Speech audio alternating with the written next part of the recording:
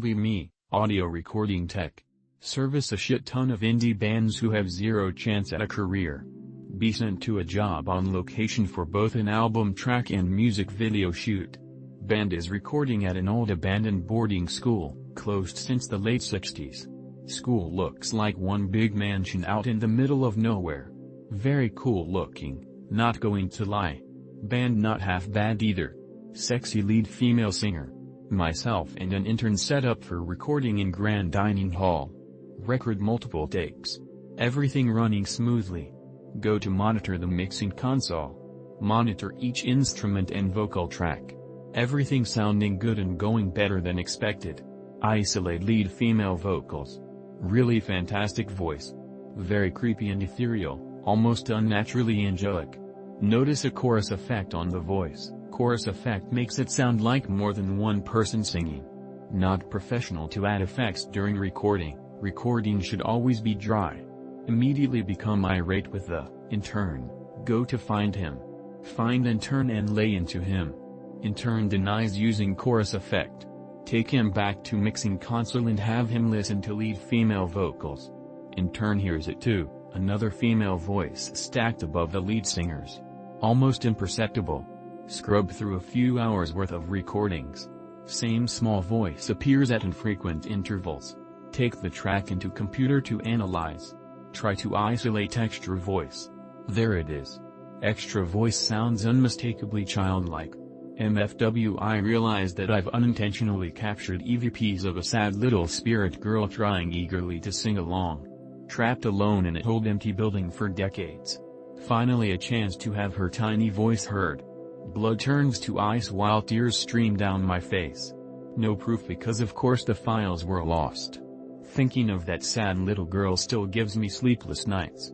Wonder if I should go visit her from time to time, but also hell no. Me. Need to clear my head, having problems focusing and also getting depressed.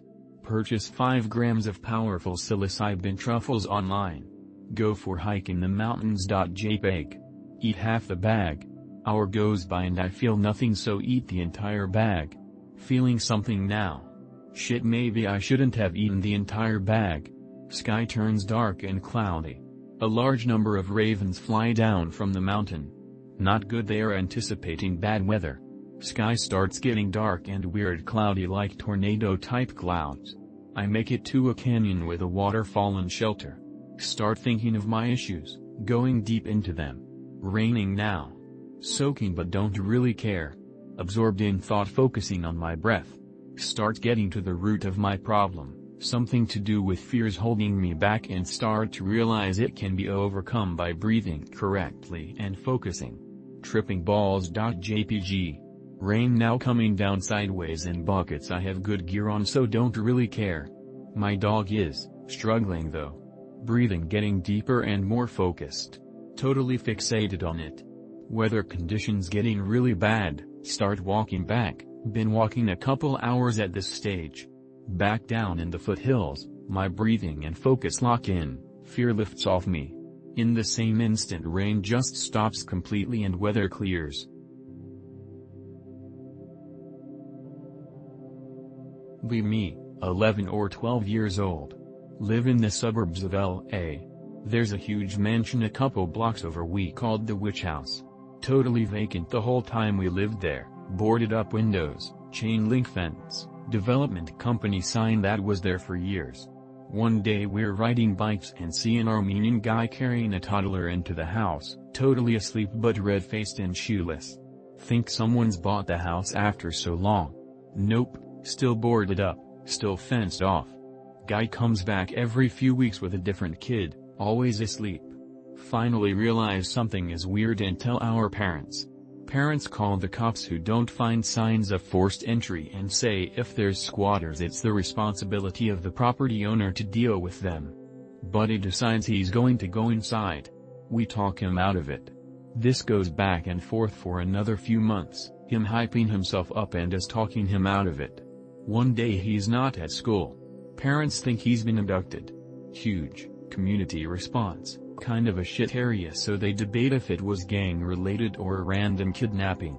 Police don't have any trace of him but find his fingerprints at the witch house after we tell our parents he was going there. 2 weeks pass. Find his body in a drainage ditch 10 miles away. Rule it an accidental drowning. Still haunts me 20 years later. Did a lot of therapy. I genuinely believe he saw something he shouldn't have and got killed.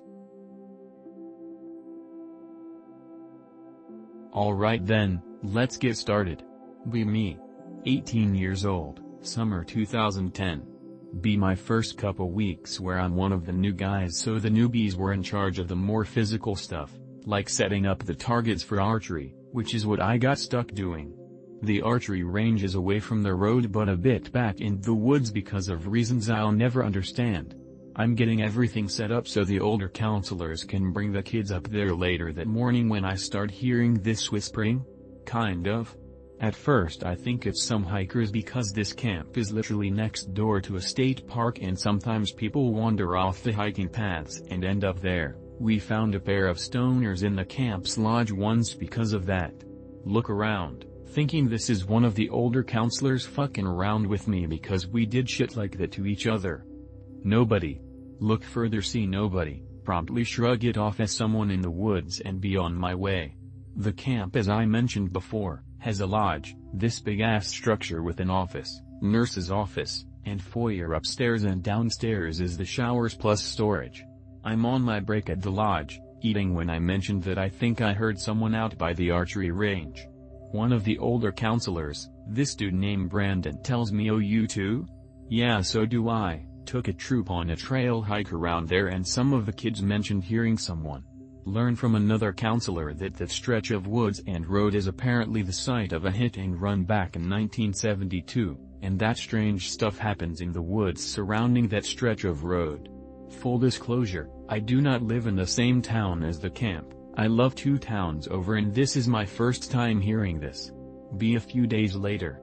Learn people have also seen shadows out the corner of their eyes, that late in the day that stretch of road starts feeling creepy. Me. Work at a regional gas station, convenience store chain on 3rd shift. Town where I live is pretty boring. Past the tiny hill where there's houses there's nothing but woods, and a state park if you walk a bit further. 3rd shift, aka night shift, is pretty fucking boring. You only need 2 people in the store from 10 to 7. Me and my co-worker who ran 3rd shift managed to get all our shit done because absolutely nobody, the only people who come into the store are stoners buying snacks, cooked food, and drinks, or crackheads looking to get ciggies and lottery tickets. I hope I'm painting a good picture of just how fucking boring but such easy money this job is. Sometimes we'd hear weird things out by the dumpsters when we'd take turns doing trash runs. Definitely get that spooky vibe once in a while that something is watching you from the nearby woods. One night we get this skinny Mexican kid assigned to 3rd shift with us because it's required by my store manager that every new hire has to work each of the various shifts. Me and the Mexican kid are debating whether or not being attracted to Blair from Soul Eater makes you a furry. Spoiler, it does. My usual co-worker has him do the trash run while we take care of coffee, count ciggies, lotto, and just goof around and do fuck all because that's night shift there. Kid comes back after a bit saying he hears something up in the trees moving around. Call him a pussy and go out there to see just what's in the trees that overlook the dumpster, and that is when I fucking see it. MFW. It's a fucking raccoon in the tree. Go back in and call him an even bigger pussy because it's a fucking raccoon that scared him so badly. Me. Very young. Parents send twin brother and I to bed for the evening. Fuck that, we just got in Xbox. Pretend to sleep in our room and sneak out after some time. Peek into the living room to make sure all family members are there, range hot.png. After making sure we were clear we snuck into our older sister's room as that is where that sweet brick box was waiting. Leave the door slightly open and leave the lights off to enhance discretion. Upon turning the TV and Xbox on, my twin and I bumbled about the main menu as we had no idea what the fuck we were trying to do. Here comes the fun. I had been sitting with my back facing the closet and my twin brother was sitting parallel to me but facing the closet. As we're fucking around on the Xbox home dashboard, I heard what sounded like one of the metal hangers in the closet scrape the metal bar it was hanging on as though they were being parted. For the life of me I don't know why but I gave not a flying fuck. My twin brother on the other hand had a much different reaction. He looks past me and up towards the closet, eyes open so wide he probably saw a ghost lol, and he gets up and tears ass out of the room without a word.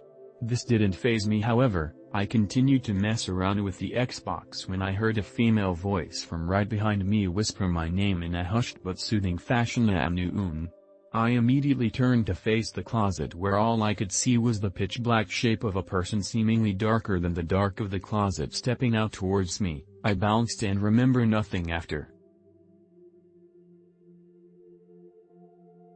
Me, last Christmas. Spent 2 weeks in a psych ward after having a complete breakdown because of the death of a family member I was really close to. One night I can't fucking sleep for the life of me, so I hang out in the commons and read some books to kill time and maybe get tired. The only people on the floor at that time of night was 2 guards, one who has to watch this one guy being kept in his room at all times, don't know why. The other is there because that's apparently a policy of the hospital. Also awake is this one lady who constantly talks about Satan, how Satan is in that hospital and that she sees him everywhere. She's chit-chatting with the guard about God and Jesus and how Jesus saved her and stuff. Look up from the book I'm reading.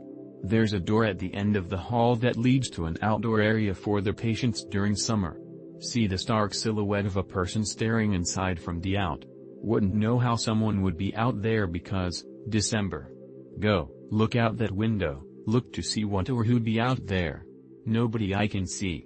Try and shrug it off but a religious lady pipes up and says devil, he's outside.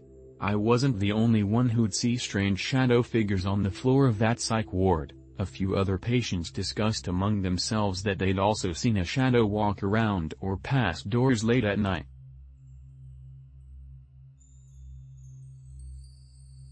Me, 16 years old at the time. Have a pretty cut and dry part-time job at a fast food place. This was around December of 2008 for some context. Get off my shift and start walk home. Cut through to my usual shortcut home, which is this dead as fuck neighborhood where you see absolutely nobody out after like 5 or 6. Dead quiet and normal until I start getting this feeling that I'm being followed. Look behind me. Nobody. Still can't brush off the feeling of being followed like it's right behind me. Start getting this off feeling that I'm in some immediate danger and I can't explain why. Still keep looking over my shoulder, even around, and there's nobody around as far as I can see, no cars, absolutely bumfuck nothing. Start picking up pace because I still feel like I'm in some immediate danger from something I can't see. As soon as I'm near my house I bolt for the door, lock it. Then I muster up the balls to look out the windows, still nothing. Me. Open physics book. Research why physical phenomenon happens. The answer is always the same, the maths say so. Why does this equation explain this physical phenomenon? Shrugs, I don't know man, it's an empirical relation. Snell's law is several multiplications with cosines involved. The refractive indexes are made-up numbers that you have to plug in the equation so that the result adds up, and every time you want to do the math you have to plug in a different value of n. As the phenomena become more and more exotic, you need to invent harder and harder maths to explain it. Reminder that it's impossible to use maths to explain quantum mechanics with real numbers. You need to reinvent what a number means to pretend that a complex number is something that makes sense. Soon maths become so complicated that it's impossible to solve them or use their formulas to calculate anything. You can't solve the Sommerfeld-Rayleigh integral to calculate diffraction, so it's a completely useless formula. Most formulas at cutting-edge physics fields are unsolvable, either because they're too difficult to be solved or simply because an analytical solution doesn't exist. Never mind the fact that a maths expression explains nothing about what something happens. If you ask a physicist why does the universe exist, they'll respond because of Becquerel and refuse to elaborate. Leave me. Virgin. Ask for a suck. Wake up to intense pleasure that night that goes on for 10 minutes. Nothing happens for like a month. Dream that a woman ties my hands above my head and sits on my cock. Eventually puts it in her ass. Wake up with my body in the same position from the dream. Still feel the pressure for a couple minutes. Nut. So how do I actually interact with her him? It? Outside of getting dream raped once a month. Sex is cool and all, but I'd rather learn something and develop into a more useful partner. Leave me. Writing an open-air question for the thread. Reread it and question how it will be received. Accidentally hit my keyboard. Paste over my text with clipboard contents. Don't remember copying the text. But it answers my question perfectly. Because why wouldn't I?